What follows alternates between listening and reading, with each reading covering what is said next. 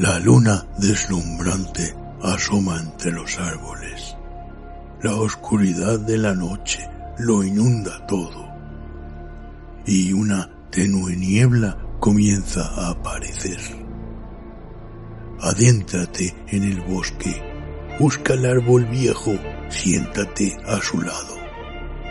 Ponte cómodo, cierra los ojos y escucha la historia que traen hasta ti las criaturas de la noche. Bienvenidos. Estos son los cuentos del bosque oscuro.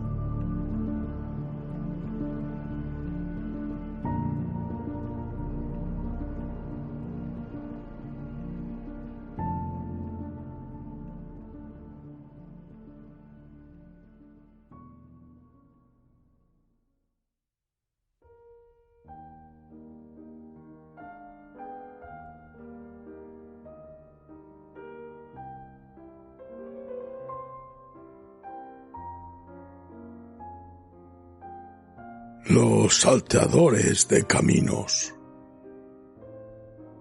de Lord Dunsany.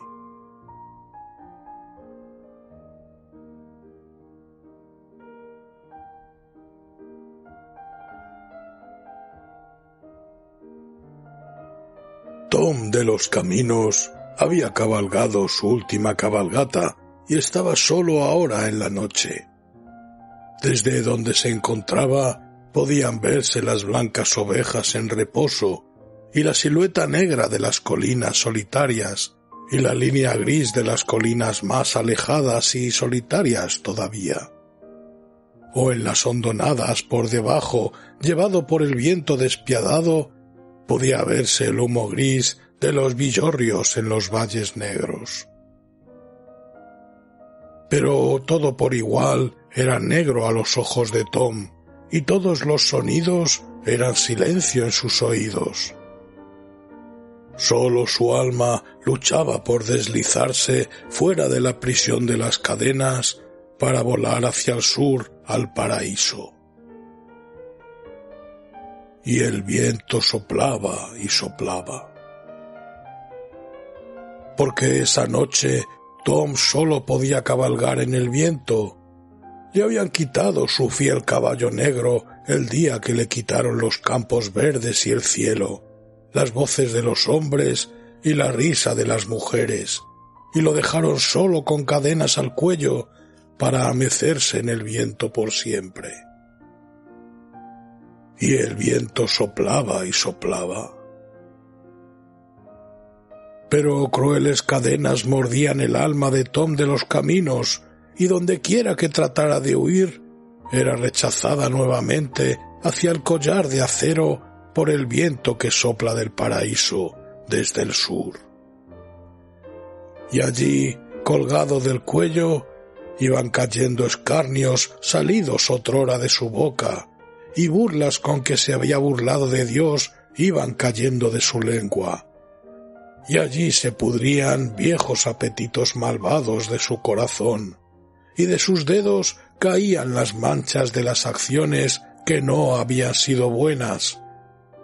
Todos caían al suelo y crecían allí en pálidos aros y ramilletes.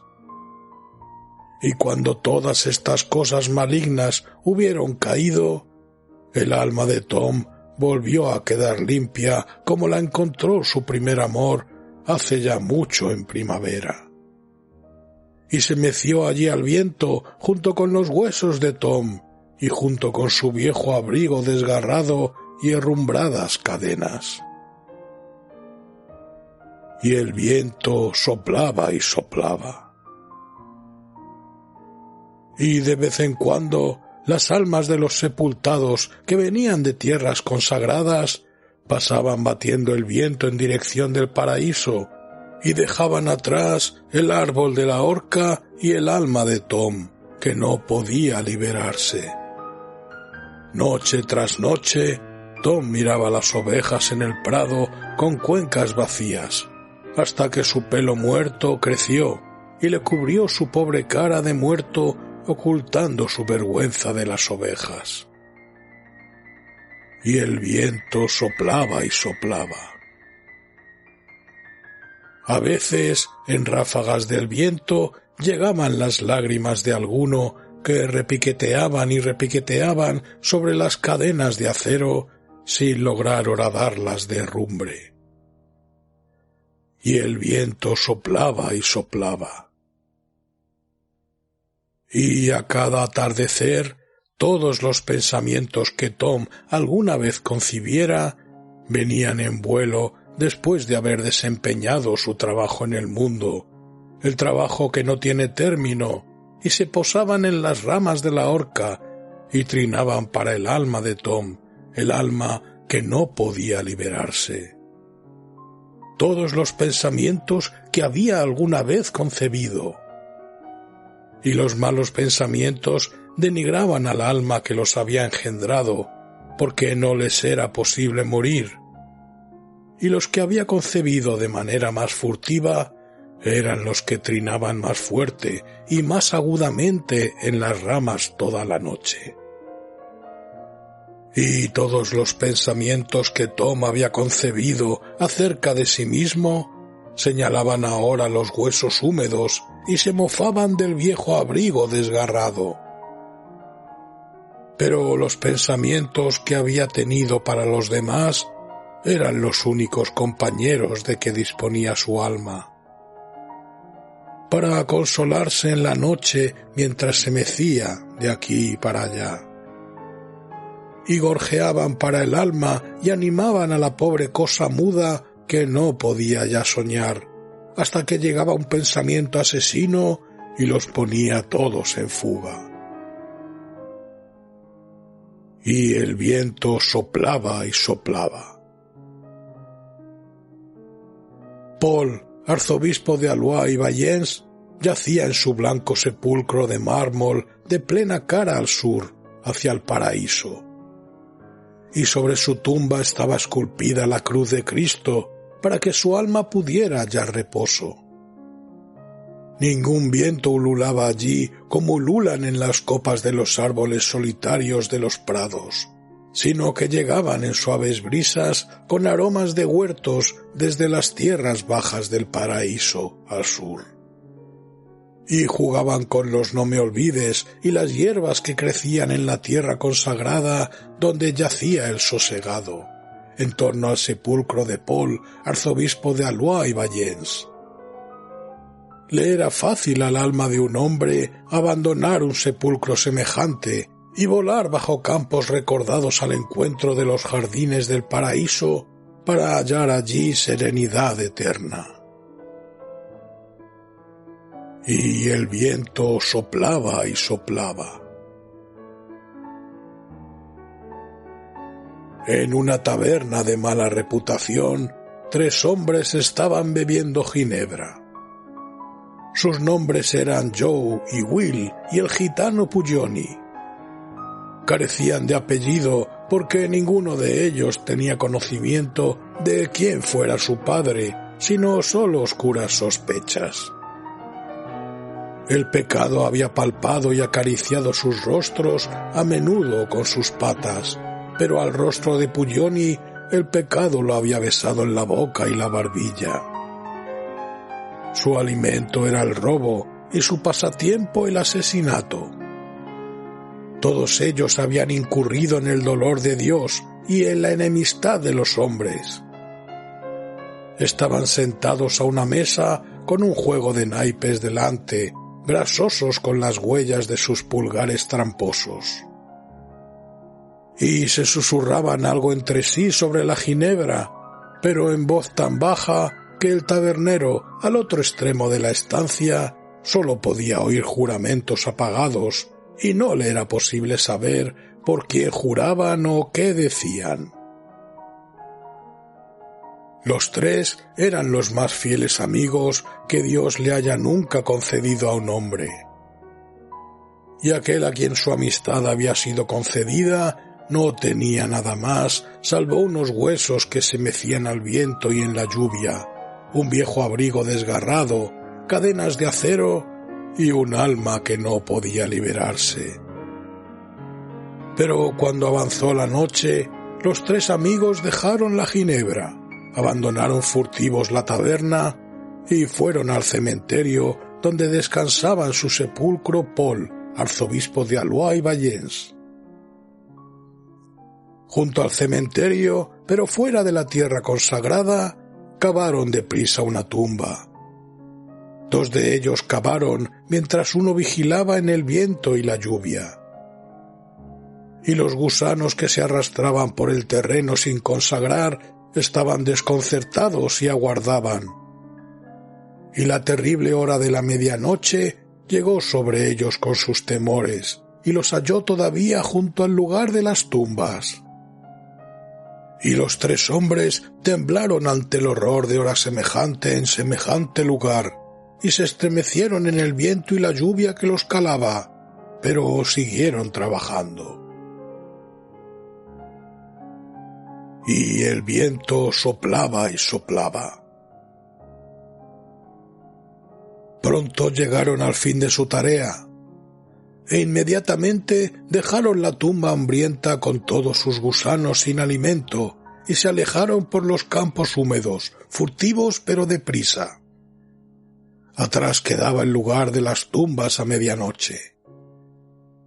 Y mientras andaban se estremecían, y cada vez que se estremecían maldecían la lluvia en alta voz. Y así llegaron al lugar en el que habían escondido una escalera y una linterna. Allí sostuvieron un largo debate sobre si debían encender la linterna o pasarse sin hacerlo por temor de los hombres del rey. Pero por último les pareció mejor contar con la luz de la linterna y correr el riesgo de ser capturados por los hombres del rey y ahorcados que toparse de pronto cara a cara en la oscuridad con lo que sea que uno se tope poco después de medianoche cerca del árbol de la horca. En los 3 caminos de Inglaterra, por donde no era lo usual que la gente transitara sin riesgo, los viajeros esa noche no fueron perturbados. Pero los 3 amigos, andando algo apartados del camino real, se aproximaban al árbol de la horca.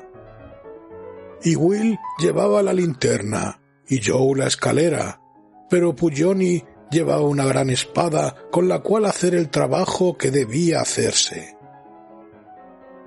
Cuando estuvieron cerca, vieron cuán penosa era la situación de Tom, pues poco quedaba de su buena estampa y nada de su gran resolución de espíritu. Solo al acercarse creyeron oír un quejido semejante al sonido de alguna criatura enjaulada que no puede liberarse. De aquí para allá se mecían en el viento los huesos y el alma de Tom por los pecados que había cometido en el camino real contra las leyes del rey. Y con las sombras y una linterna a través de la oscuridad, con peligro de sus vidas, llegaron los 3 amigos que su alma había ganado antes de mecerse encadenada. Así, las semillas de la propia alma de Tom que él toda la vida había sembrado, se convirtieron en el árbol de la horca que, llegada a la estación, dio racimos de cadenas. Mientras que las descuidadas semillas que había esparcido aquí y allí, una broma bondadosa y unas pocas palabras alegres, florecieron en la triple amistad que de ningún modo abandona sus huesos. Entonces los 3 colocaron la escalera contra el árbol y Puglioni ascendió por ella con la espada en la mano derecha, y al llegar a lo alto comenzó a rebanar el cuello por debajo del collar de acero. Enseguida los huesos, el viejo abrigo y el alma de Tom cayeron con ruido, y un momento después la cabeza que había vigilado durante tanto tiempo sola se separó limpiamente de la cadena.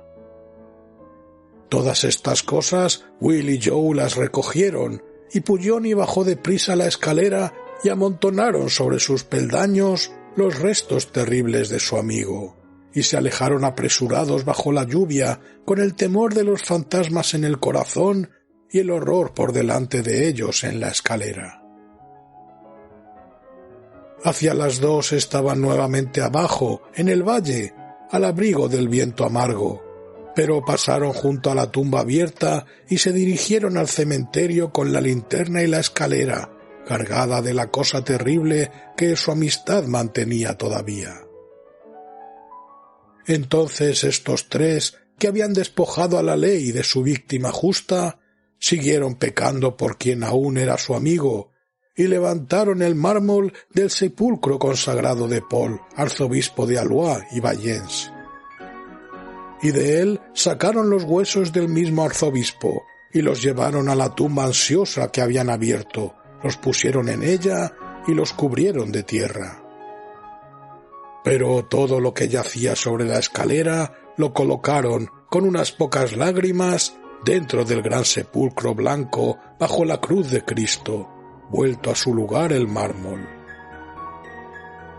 De allí, el alma de Tom, santificada por la tierra consagrada, bajó al amanecer al valle, y demorándose un tanto por los alrededores de la cabaña de su madre y el lugar de correrías de su infancia, siguió adelante y llegó al campo abierto más allá de donde se apiñaban las casas. Allí se encontró con todos los buenos pensamientos concebidos alguna vez por Tom, que volaron y cantaron junto a ella mientras se dirigían hacia el sur, hasta que por fin, en medio de cantos, llegaron al paraíso. Pero Will y Joe y Puglioni volvieron a su Ginebra y robaron y timaron otra vez en la taberna de mala reputación, sin saber que en sus pecaminosas vidas habían cometido un pecado ante el que los ángeles sonrieron.